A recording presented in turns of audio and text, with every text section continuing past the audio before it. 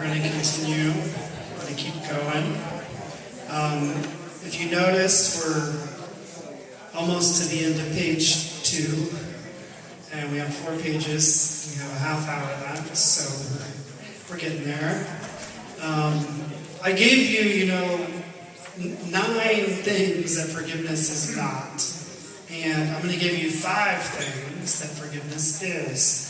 Some of these we've already touched on, but I'm just going to reflect on them a little bit more. Forgiveness is just. And I like this quote from St. John Paul II. He says that, forgiveness is in no way opposed to justice, as if to forgive meant to overlook the need to right the wrong done. It is rather the fullness of justice, leading to that tranquility of order, which is much more than a fragile and temporary cessation of hostilities, involving, as it does, the deepest healing of the wounds which fester in human hearts. Justice and forgiveness are both essential to such healing.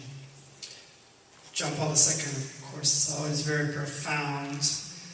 But, again, he's saying that it is just. It's not opposed to justice. And in the end, forgiveness brings healing. Healing to our hearts. Forgiveness is also recognizing our common humanity. And this is a big thing. This is a big thing that Dr. Enright reflects on, that you can choose to forgive someone who's done a horrible action because fundamentally they're still a person. They're still a human being. They still have dignity and value and worth because they're a human being made in the image and likeness of God.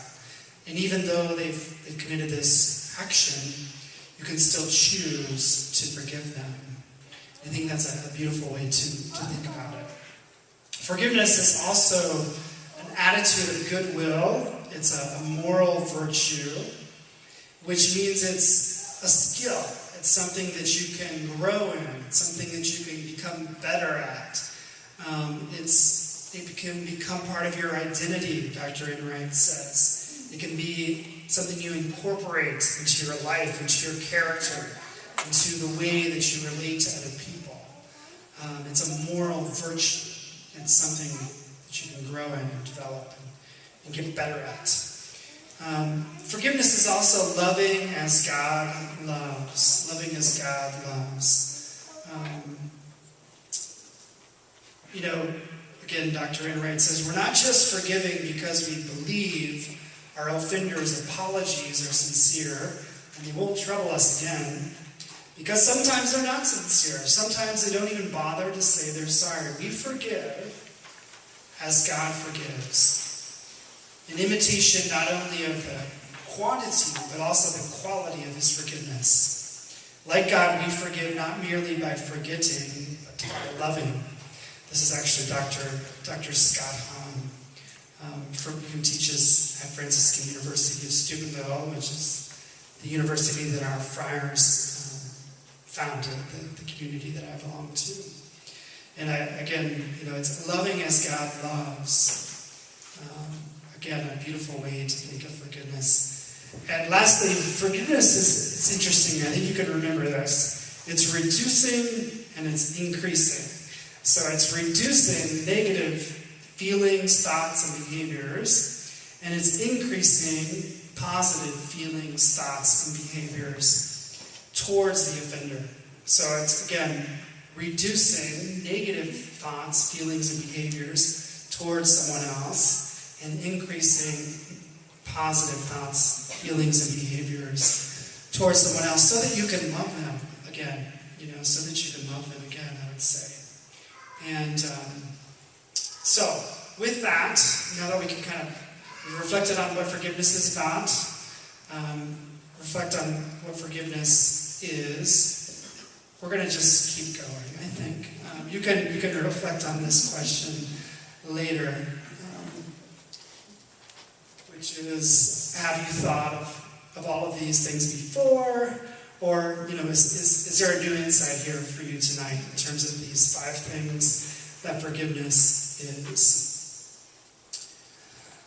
So as we continue, both St. Thomas Aquinas and Dr. Enright said, but they both say, interestingly, that there's benefits to forgiving.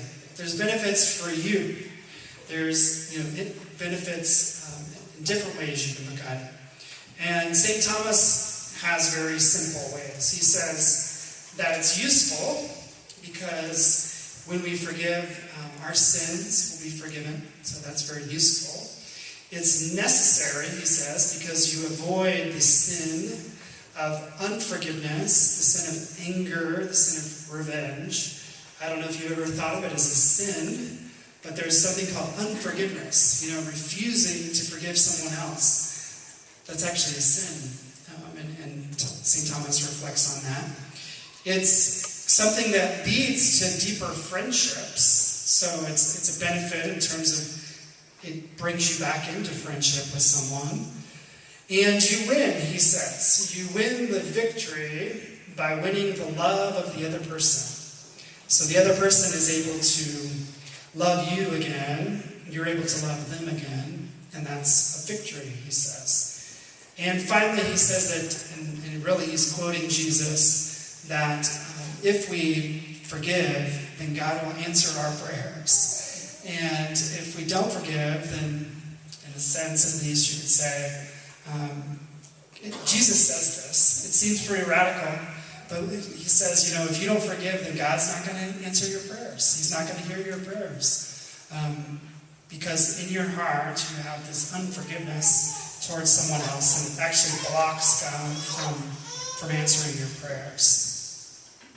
Dr. Enright has his own benefits, and he kind of categorizes these. If you see in the middle of page 3 there, some of these are psychological health, some of these improve relationships, some of these involve the offender, actually the well-being of the offender, and some of these have this intrinsic quality.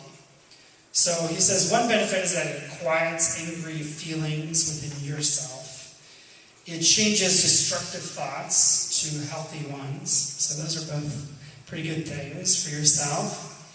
It helps you to be more civil towards the person that hurt you.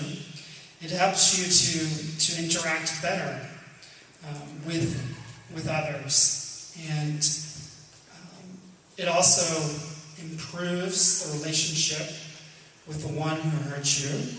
And it helps the one who hurt you to, it helps them. When you forgive them, that helps them. That's a benefit for them that's coming through you.